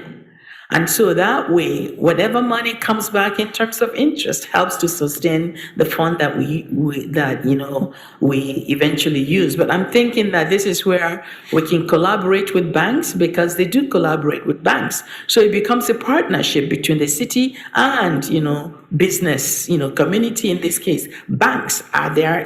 Can we have that kind of conversation with the banks? Are there grants that we can look into, and see if there are these possibilities, because, we do need to solve this problem. But that's what I'm thinking right now as I'm listening to everybody. Thank you. Commissioner Asman? I just have a quick question for both Jill, excuse me, Bill. Can you speak into the microwave? Sorry. Just a quick question for either Bill or Jacob. Steer the ship for me a little bit. Just what do you feel gets us? I mean, you have your finger on the pulse more than I do. So I'm just curious what you guys think would be a good solution. I mean, I would take my first cut and just say, I'll be interested to see if we can get updated census information on owner occupancy, because the last estimates we had are from 2017. And I suspect that our numbers have shifted during that time. And so I'd kind of like to get a better lay of the land post 2020 census on where we are. I think that we will always have a lower than average owner occupancy rate because of the transient nature of our population. And so we have to be careful about who we choose as our peers when it comes to trying to benchmark where we want to end up. And so I'd encourage you all to think about what that looks like, because I do think before we invest time or energy into a program, or money, probably most importantly, we ought to kind of know what we're trying to hit, so we can see if it's successful or not. I am more, I think it was Commissioner Ronan who said, why not do more than one thing? And I think that's probably a good general approach, because conditions will continue to change, and we may find that something we try is more successful than something else we try. And so it can be beneficial to have multiple different initiatives sort of running at once. But it really all comes down to the Commission's temperature on what's important.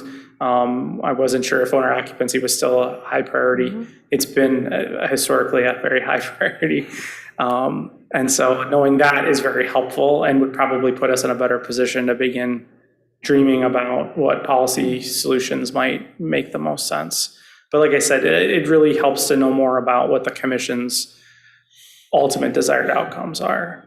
Because a program just to raise the owner occupancy rate citywide is different than a program that raises owner occupancy around campus, is different from a program that helps existing homeowners keep their homes. And there's a lot of different ways that you can tackle this problem. And it would be most beneficial to know exactly which of those are your priorities.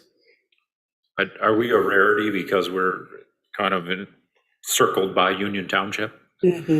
No, Union Township has a very low owner occupancy rate as well. And it really just comes down to, I mean, we have almost the same number of units in apartment complexes as single family detached housing in Mount Pleasant. And so that's a very unusual housing inventory relative to the rest of the state. Even when you get into other college towns that have higher owner occupancy rates than us, it's largely because their student to non-student populations are just at different ratios. And so when you're in Kalamazoo, you've got 100,000 people, and you've got a Western Michigan that's about 20,000 people.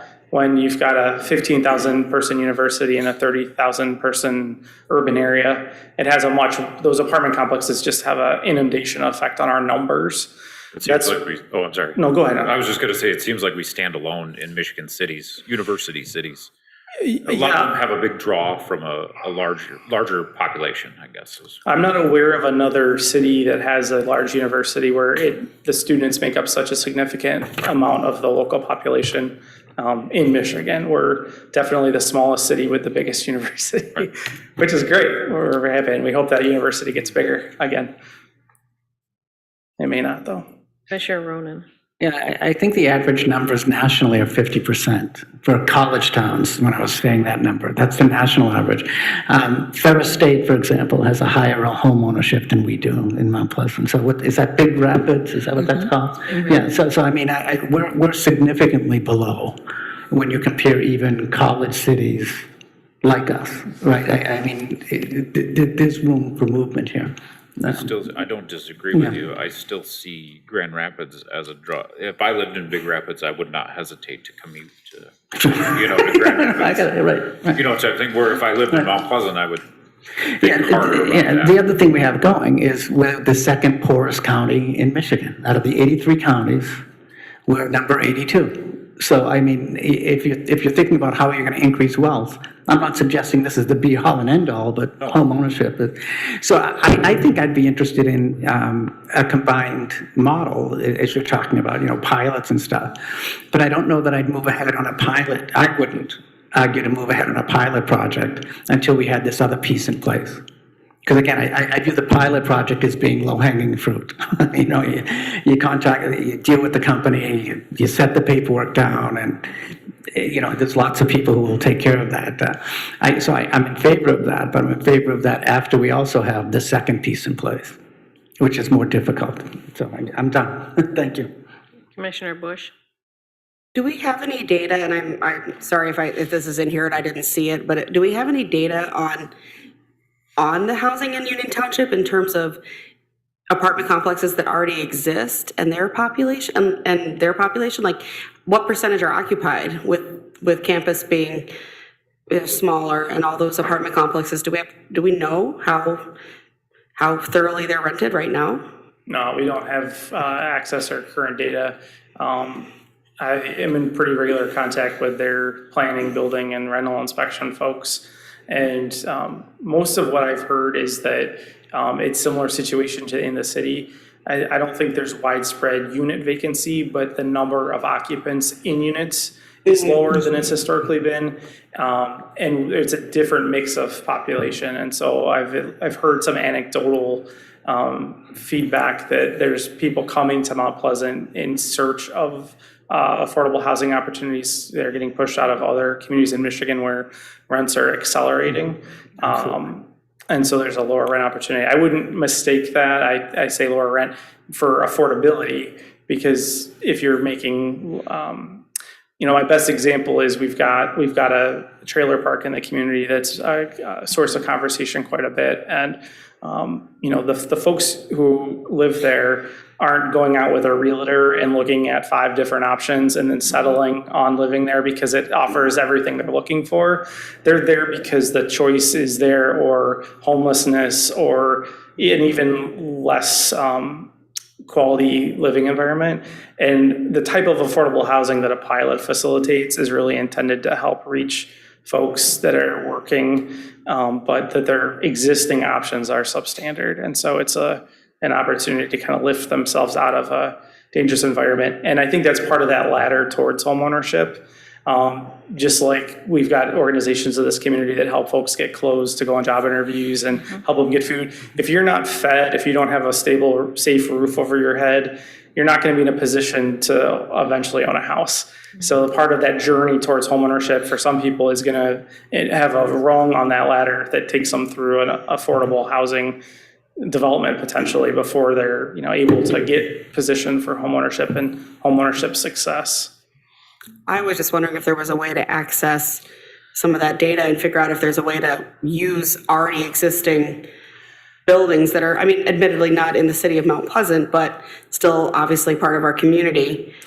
Pilot programs are usually tied. The reason why most developers seek a pilot from the community is because Mishra wants community buy-in on a project, and that's the best way to show it from their perspective. So they put points on that in their selection when they award their housing grants.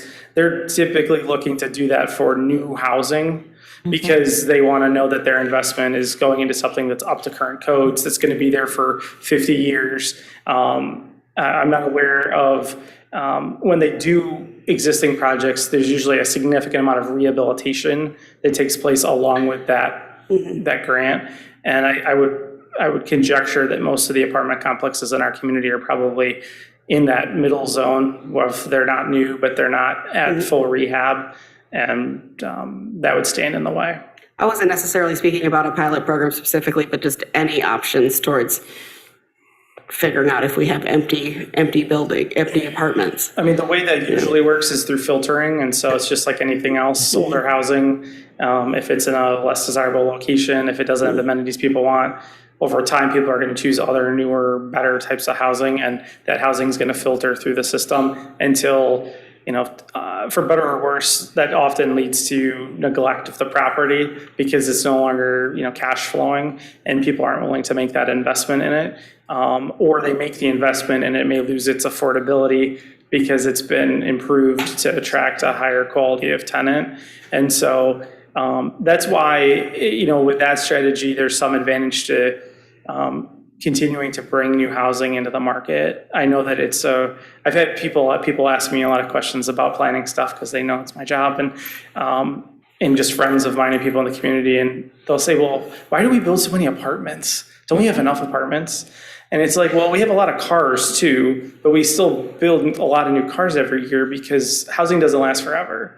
And the needs of the community in terms of housing are always changing. And what people expect about housing is always changing. And so you have to continually bring on additional units into your inventory, even when your population is not growing. I mean, you go to Youngstown, Ohio, that's a city that's like textbook shrinking city. They build housing every year because you need new housing, even with a smaller population, so. Commissioner Eke.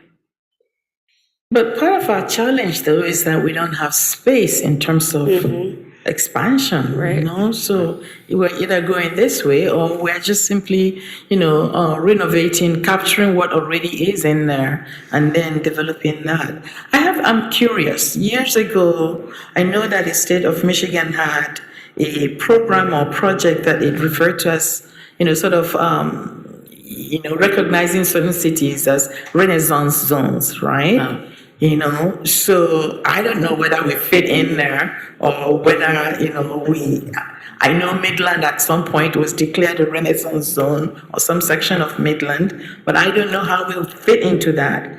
But I'm wondering whether, again, I go back to exploring what is possible in terms of grants or collaborative, opportunities with banks or businesses. Yes, my colleague might say pilots It's not the way. But we've got to pilot something. Whatever initiative it is ultimately going to be a pilot.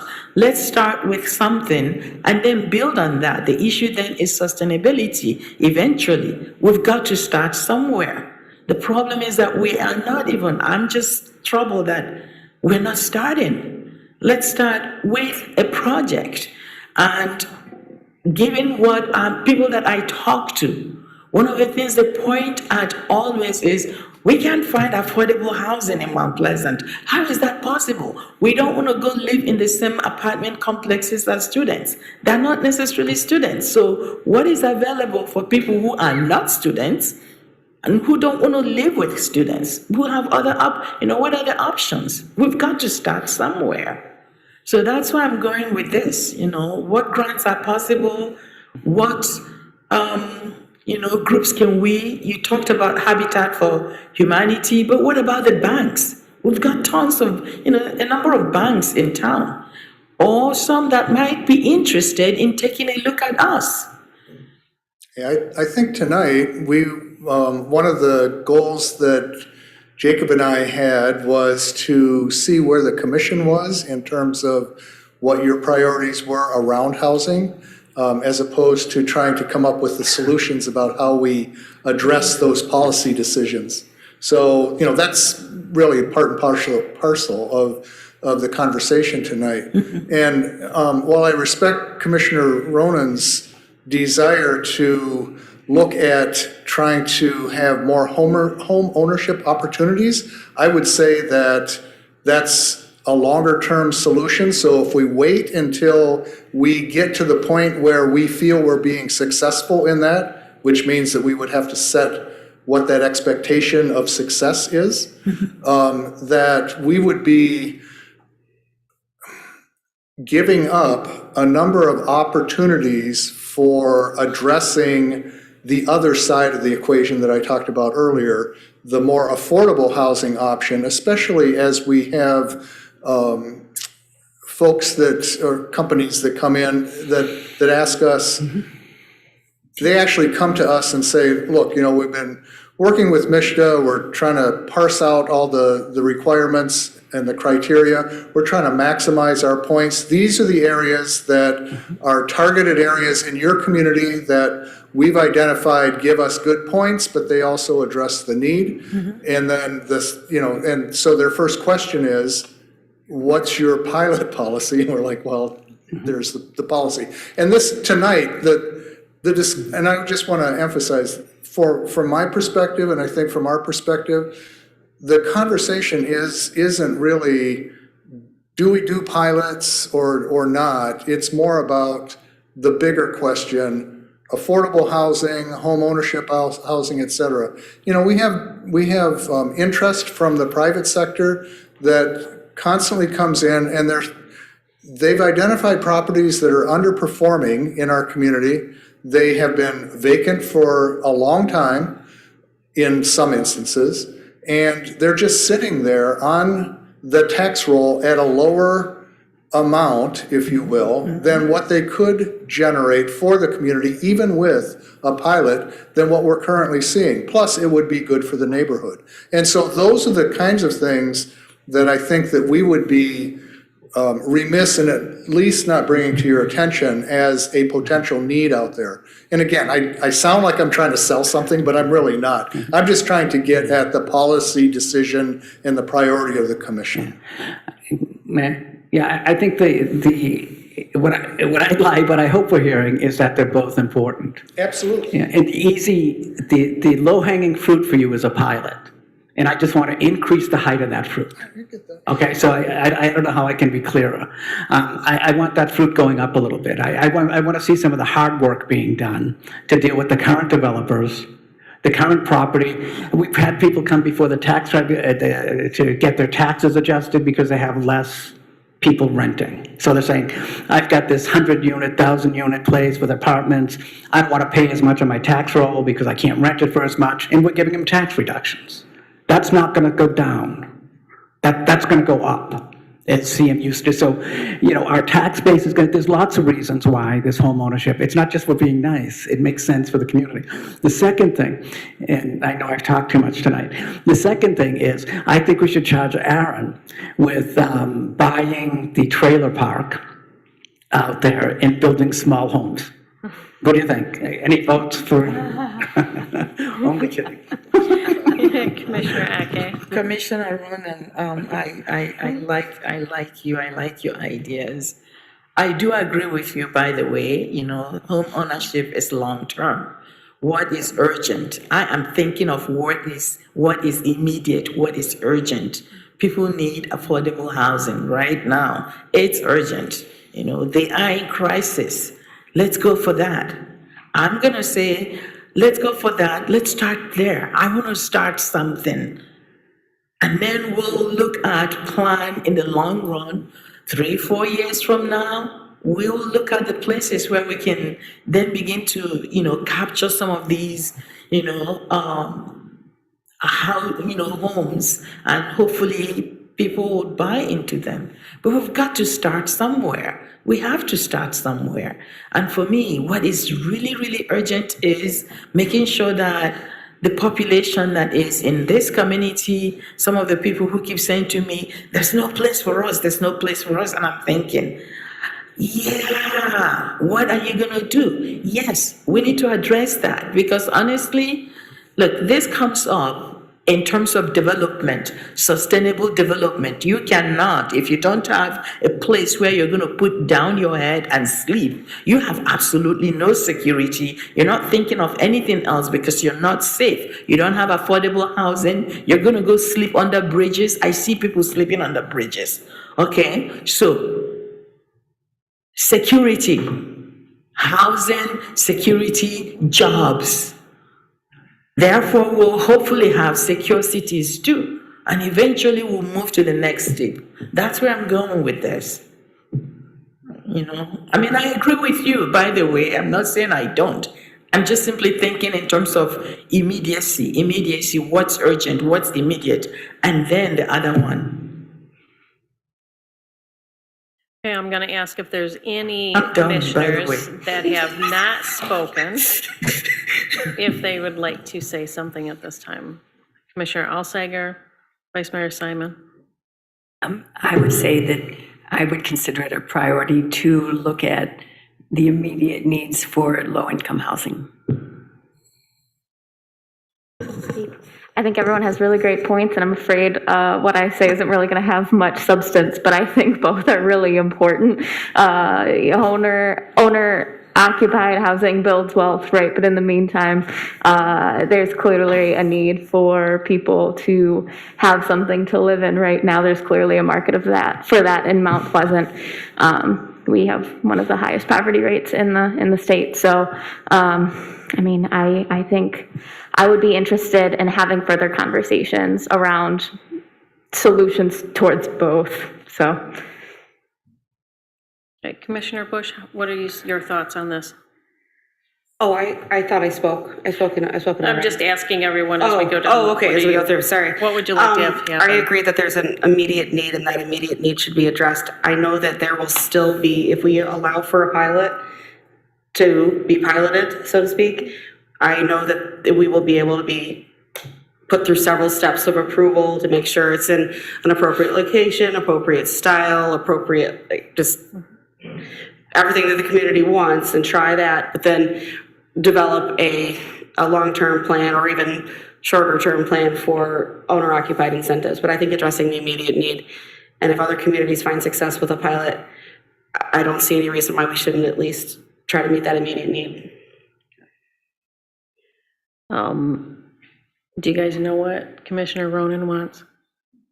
Do you want me to ask him? He wants everything. Okay. So we'll find out when it comes back. Okay. Commissioner Asman, what are your last thoughts? You know, I reiterate, these guys do it on a daily basis, and I don't want to go down a road, excuse me, sorry, I forget to talk in my mic. I personally don't want to go down a road if it doesn't make sense. So, I think all these ideas are great, and I guess I'd just like a little bit more depth, not today, but in the future. Okay, I do also agree that, obviously we have a lot of, we have things that need to be resolved in the city. We have things that we need to look at. We have, possible ways that we can enact some changes or create some avenues for a lot of this to happen. It seems like, for the most part, the commission is not opposed to pilots as much as they just want to make sure that they have the right control over them. Affordable housing, workforce housing is important for the city. I'm still very much supportive of any increase in homeowner occupied. And if whatever incentives, maybe open up that plan that we did in 2015 and see if we can revamp it, see if we can move in a different direction. But it sounds like that's pretty much where we all are right now.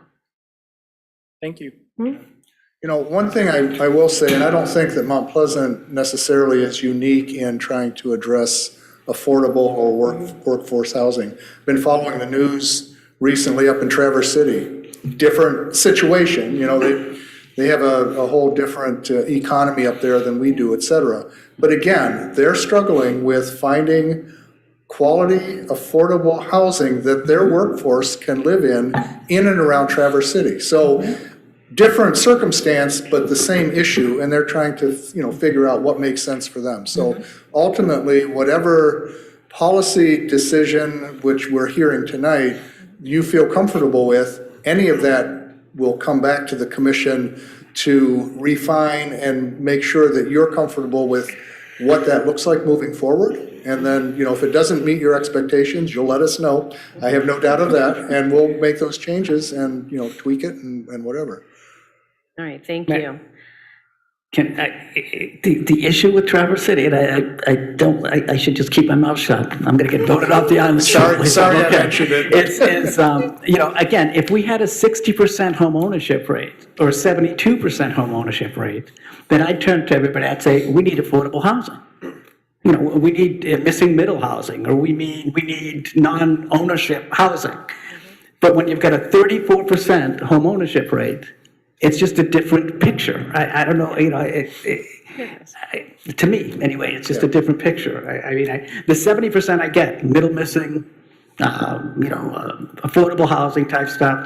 When you've got a 34% rate, that's not what's missing. Yeah. But I got what you're saying. Yeah, and let me just be clear. I don't think we, from the staff side, look at it as an either or. We look at it as both. And in that regard, I think we're certainly in agreement that we have issues that we need to work on. It's just the question to you all is, what are your policy requirements around those issues?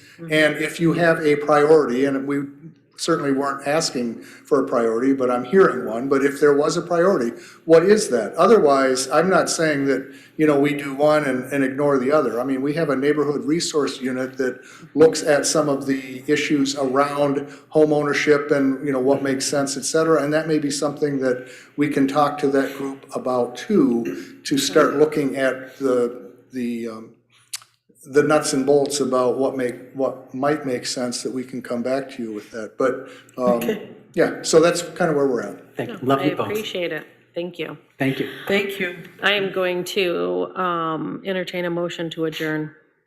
So moved. I have one quick comment, if I could. Yes, yes. I just wanted to thank everybody on the commission for my appointment a few months ago. I've enjoyed my time here.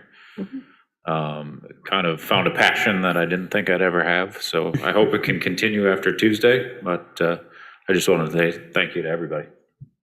Oh, yes, that's right. We are voting Tuesday. Yes, there is a vote on Tuesday. We are voting Yes. on Tuesday? Yes. Tomorrow? You meant tomorrow? No, What's that? not tomorrow. No, week from No, It's no, no. Tuesday. Yeah, okay. May well, 3rd. Okay, Yep. yeah, Yep. I was surprised, like But Tuesday is yes, I tomorrow. enjoyed my time, so. But we enjoy Yeah, I having know, you there. I know. Yeah, exactly. I Looking know, forward to you. I know. All right, so I have a motion to adjourn. Do I have a second? I thought I seconded. Okay, we have a second. All those in favor say yes. Yes. Yes. All those opposed, no. We are adjourned at 9:09. Okay.